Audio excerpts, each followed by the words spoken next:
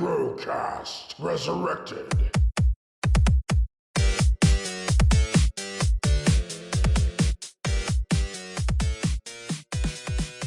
Hi, this is the AggroCast Resurrected with Ray Bruels and David Hedges Becker, and we are talking about today the mobile game Marvel Strike Force.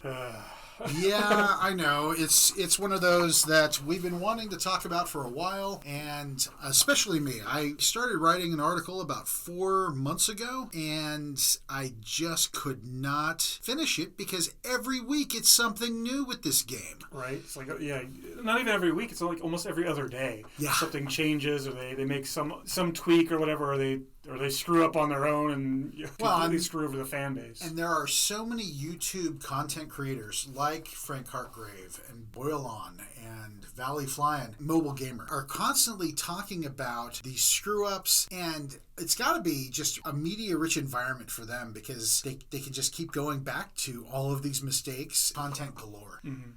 But you and I have both been playing it pretty close to inception, if not... Pretty much, yeah. Almost like at least 4 or 5 years or so, yeah. Yeah, since it started.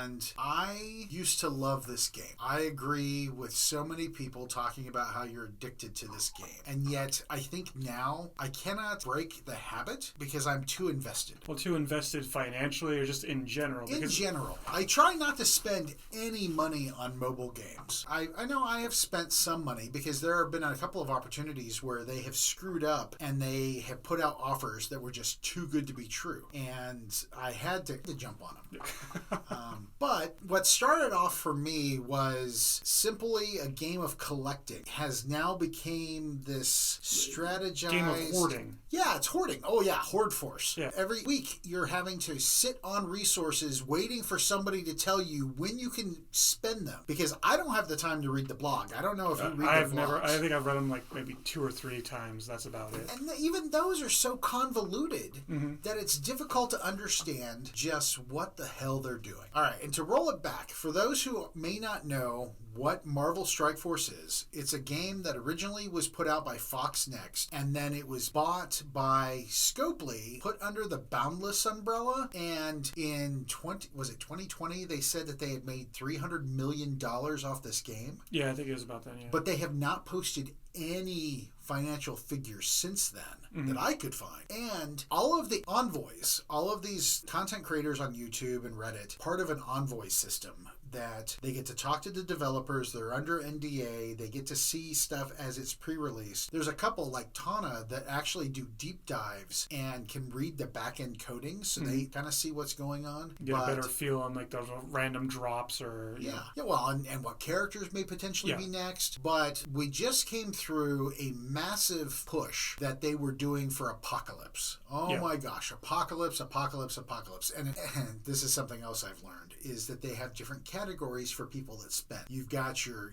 whales and your krakens and your dolphins and all of the sea life whatsoever has some title. I am nowhere near any of that. I'm kind of a casual player for the most part. Well, I am allergic to fish, so I'm not even in the swimming pool because I haven't spent a single dime on this game. That would kill you. Yeah. You are allergic to seafood. When you look at the game and you're having to spend money to keep up or even to finish some of the events that they're doing, like I didn't get anywhere close to unlocking Apocalypse. And right after Apocalypse, this giant push, they then had Kang. Yeah, Kang. But that I think was to work in with the Ant-Man movie more than anything. Well, and the whole Marvel Cinematic Universe, the new series of movies that are coming out with Kang focus. Although that's going to be interesting. Sidebar with what happened in the news recently with that actor. Oh yeah, with Jonathan Majors. Yeah.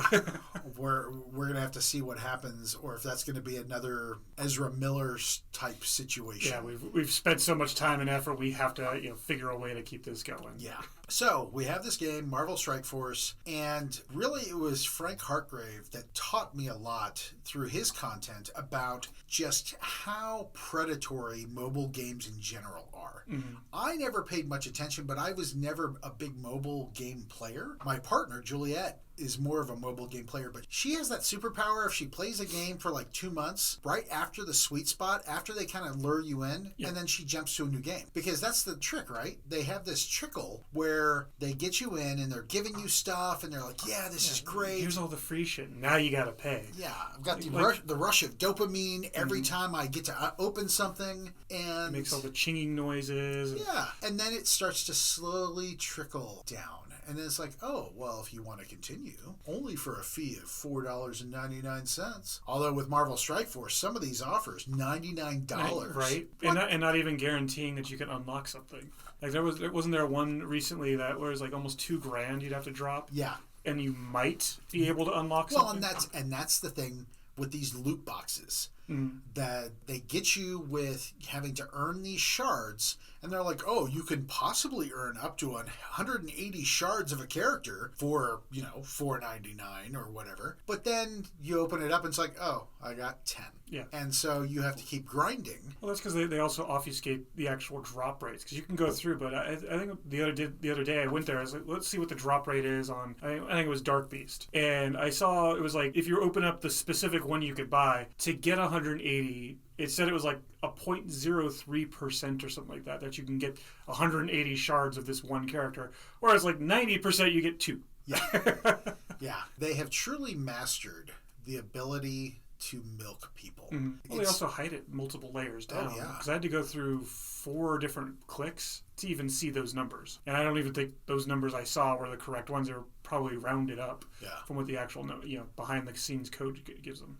Well, on content creator Boylon, he recently released a video talking about he went to Scopely's website for careers and how many jobs they have open and their internships for like code testing and things like that. And it's like, well, that explains a lot. No wonder you're making so many mistakes if you're not testing any of this code before you're pushing. And you're a tech guy. You know how that works. I definitely know how that works. But they could also just easily have turnover as well. Because most of the time they'll hire a bunch of people and they get tired of the bullshit at the work environment, let alone the actual game stuff, and they just bounce on their own. I have not talked to anyone at Scopely or even Boundless, and I wonder how much of it is marketing people at Scopely pushing for all of this money and the monetization of the game.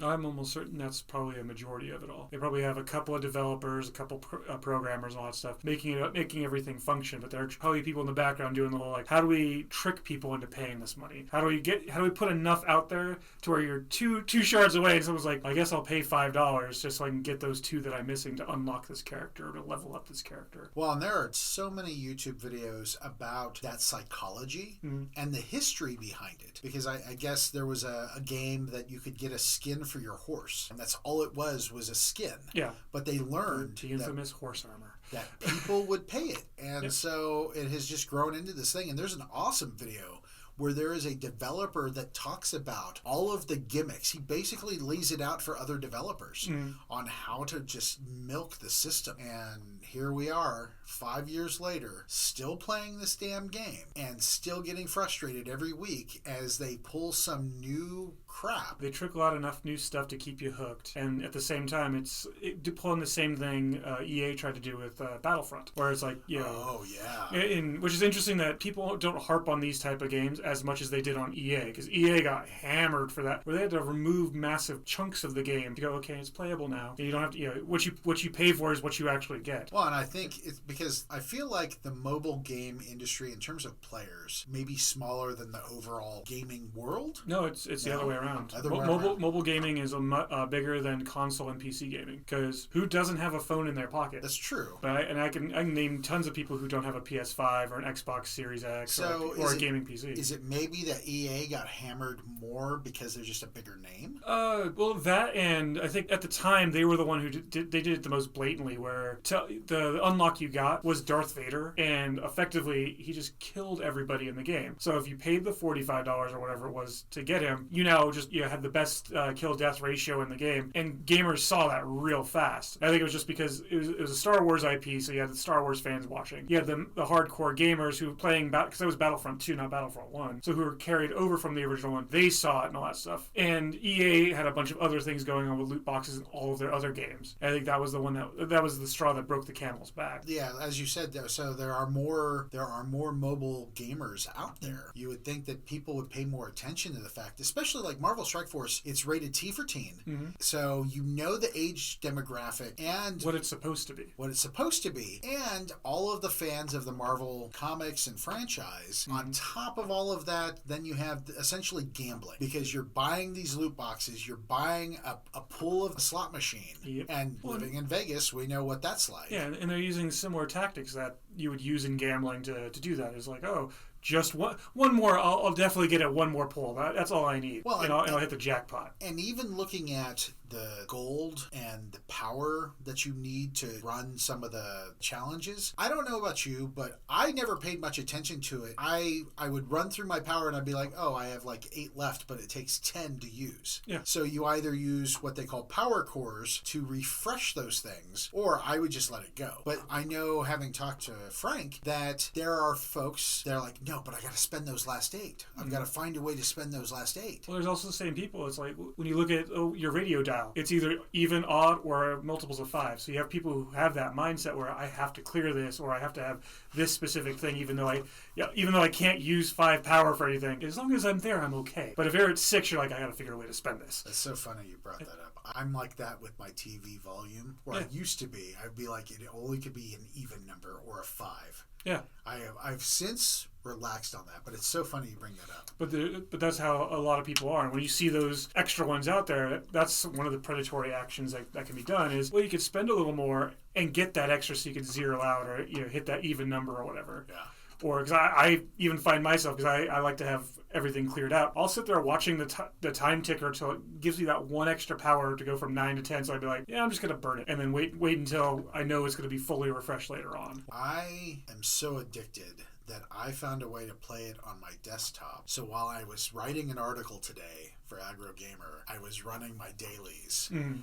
And I'm just like, okay, this is a problem. Because I also have to ask myself, and I'm going to ask you, do you still have fun with the game? In some aspects I do. Mainly I enjoyed the collecting and getting, seeing how some of the characters build together, and even when they put out, the rare times they actually put more story into the thing. I enjoy that, but at the end of the day, it comes down to where I'm just going through the motions until that happens again. Yeah, because I am a collector. I have the collector bug. I was a comic book collector. I played Magic the Gathering. So I know that I have that desire to just collect it all. Mm-hmm.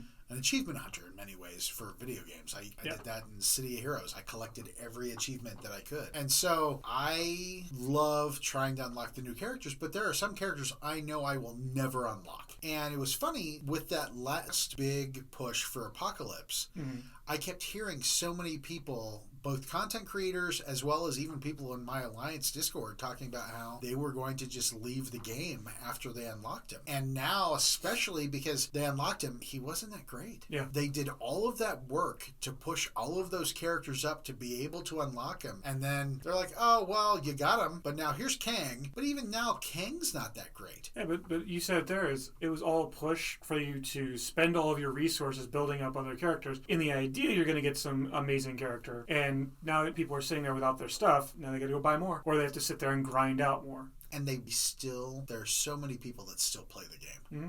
They just refuse to leave. And what's funny is, if you get on Facebook or Reddit, how many people defend this game? And I'm like, are you purposely being obtuse about what's going on? Or are you somehow seeing something that I and all of the other people that I know that complain about this game are not seeing? Because, gosh, there are so many defenders of this game. Well, I'm almost certain a lot of the defenders, it's because they spent so much time, they've put so much money into it, they don't want to feel like they've wasted that. So they're going to defend it no matter what, going, no, I didn't waste 5 years of my life and thousands of dollars. This game is still good, even though it's not. Or they don't want to recognize the fact that they got swindled. Sunk cost fallacy. It happens with every game you spend money on, especially for a long period of time.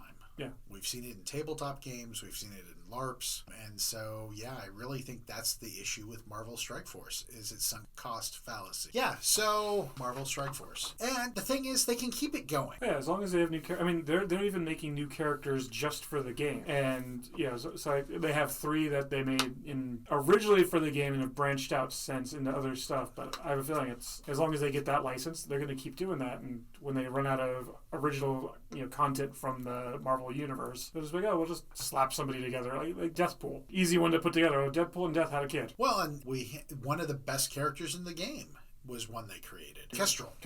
Yeah. She's supposed to be getting a new costume. Mm-hmm. I actually unlocked that one yesterday. I have not. See, and this is the thing. This is how they get you. Well, yeah. Because your buddies, you're like, oh, did you get this thing? I totally got this thing. God, now I want the thing. And even the scrolling thing at the bottom of the game where you're like, oh, your buddy in the Alliance just pulled 2 million gold from a gold orb. Well, I want to pull 2 million gold. Why don't I ever get to pull 2 billion? Yeah. But I'm going to do it now. And I swear they throttle stuff back. Because there have been a couple of instances after they've screwed up and they've given us rewards that suddenly I no longer get the same level of rewards that I was getting opening things. Yeah. So the new player experience. When I started looking to write that article, I created a brand new account because I have a problem. I'm still playing that account. But if you're a brand new player, don't ever come near this game, because you are never going to be able to catch up. A lot of the current events I can't touch with my new account. Even though the account's like level 65 now. Yeah. Well, I mean, I've been playing like almost since inception. I couldn't even do the Apocalypse one because I was missing a couple of shards for one character, and because I got locked out, and not even a new player. So I can't even imagine a new player coming in like, I'd like to even just try some of these. Well, and you need millions and millions of gold to level them up to a point where you can actually participate. Like this newest event, because they introduced the Invaders, and they've got a multiversal World War II Captain America, which one of his animations is summoning like a Sherman tank. And to basically play through some of that content, you have to have gotten the rebirth team members to a certain point that you can then use them for his. And I'm like, oh my God, are you kidding me? Oh yeah, because I even when that one started up, I had to grind some of those characters just to get it so I can run those little missions. Yeah. And play out the story side of it all, not the difficult version that gets you even more stuff to unlock. Well, and then they had the St. Patrick's Day event. And specific, really? Because I didn't get anything from that. Well, so they had the currency at least, and so in the store they had the little shamrock. But everything in there was crap for the most part, and they're about to turn it over to Easter. So we're gonna earn like Easter eggs or something. Well, yeah, but also they had the special Thor Ragnarok or whatever Hulk costume. Yeah. And that was the only thing that felt worthwhile out of it. I couldn't get it. No, I don't know anybody who got it outside of people who paid money, because I was looking at, there was no way to grind it out as a free player. I have seen people in Crucible, which is one of the aspects of the game where you fight against other players' teams. I've seen somebody that had it there, but I couldn't get enough costume shards. Yeah. There are times where I get this message, which perhaps I should be paying more attention, but my costume credits expire and they turn them into something else, and I'm like, what the hell is this? I don't even understand how some of that works. To clarify for that, it's what happens is when those ones, it's the specific ones for those characters of that event.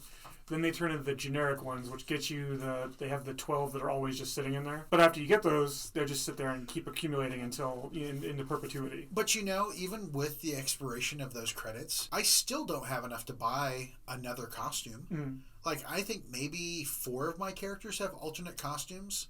Like Shang-Chi, I wanted the movie version as opposed to his comic version. Yeah. It's convoluted, it's frustrating, and they get you. Yeah. To get the value of it, playing as a free player, I fully get the value out of it. I don't understand how anybody would get a value spending any money on it.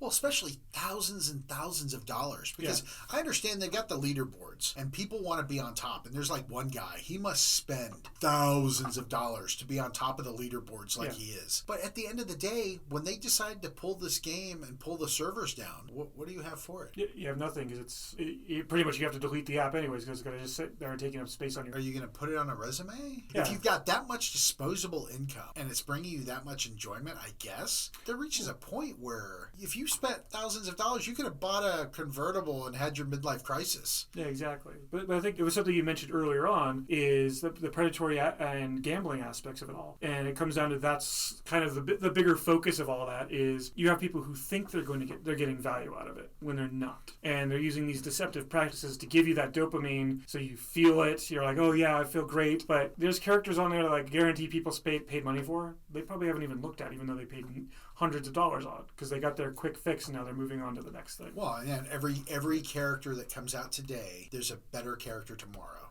Yeah. There are so many characters that have been unlocked. They force you eventually to have to use them for some bullshit event. But for the most part, there's so much bloat in terms of the characters, and there's the power bloat. Like, I saw it with card games, and especially Magic, where, well, okay, we've got this tricky mechanic, but now we have to escalate to a new tricky mechanic and a new deck build, and now we have all of these teams that are just escalations of escalations. So how do you even balance this kind of thing? I haven't seen a single way to do that because, like in the arena, we're playing against another team and all that stuff, just one on one. Almost all of the ones, because I'm at like the number 200 rank or whatever. Yeah. Everybody's running the exact same team I have. It's just different power levels for each of the characters, and it's either the Infinity Watch, the Darkhold team, or my personal favorite one, which is the Eternals and the New Warriors. I don't see anything else in there except for that because that's where the current power bloat is. And as soon as somebody figures out the next one, that's all it's going to be in the top 200 places. And it's going to be variations of who spent more money or spent more time grinding out these levels and all that stuff. Yeah, because even Gamma, which was the Red Hulk, Incredible Hulk, She-Hulk, Brawn, and Abomination, they were really great, and now they're kind of middling. Well, even when you put them up against the Uncanny X-Men, the one that where they're introducing Rogue and Gambit for the first time, that one's even more, like, way more powerful than that one, and that one came out way before the Gamma team. And it's just, they don't do any bouncing, which I guess is why they need the testers and developers, because I think they just put everything in, like, it works, let it go. People aren't complaining, or when people complain, they just overcorrect the other way, and things become unusable. That overcorrection, it's a knee-jerk reaction, and often it goes completely too far. Yeah, because like one of my favorite teams early on was the Guardians, and they worked out amazing. Now I laugh at them every time I see somebody put that team up against me because I was like, I could probably beat you with one of my characters because of how stupidly they reduced everything down. The only character that is really worth a damn on that team is Gamora. I throw her over on Infinity Watch. Yeah, and that's the thing is she's not really the Guardians anymore. She's on a different team. Yeah, well, and they've done that with a bunch of characters. And me being the purist that I am for Marvel Universe, I was trying to build the teams as they were in the comics, and I'm just like, oh, okay, great. So Magneto really isn't part of the Brotherhood anymore. He's a Death Seed. Yeah. But to then add a positive of the game, as we're about to wrap up, I love the art. Whoever they have as their art director or their art team does a great job in rendering. Oh yeah, like I would love to have, like, even to the current background they have for the 5th anniversary, where they have every character they've released.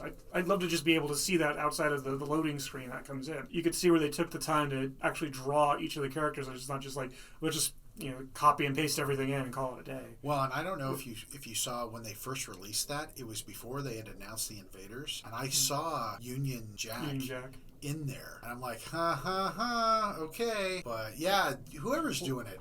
Well, yeah, because there's that. There's the Agent Venom one that comes splashing every now and then. Well, and that one you could actually get off their Twitter. Yeah. Because I pulled that down because I was like, I love Agent Venom. Flash Thompson was awesome as Venom, and they did a great job with that. And occasionally on Facebook, they would post up the art. I really feel bad for their customer service and their social media marketers because of how much they get hammered because of the mistakes that are made. Oh, easily, yeah. Like, I guarantee they're having to field so, or they're just drunk all the time.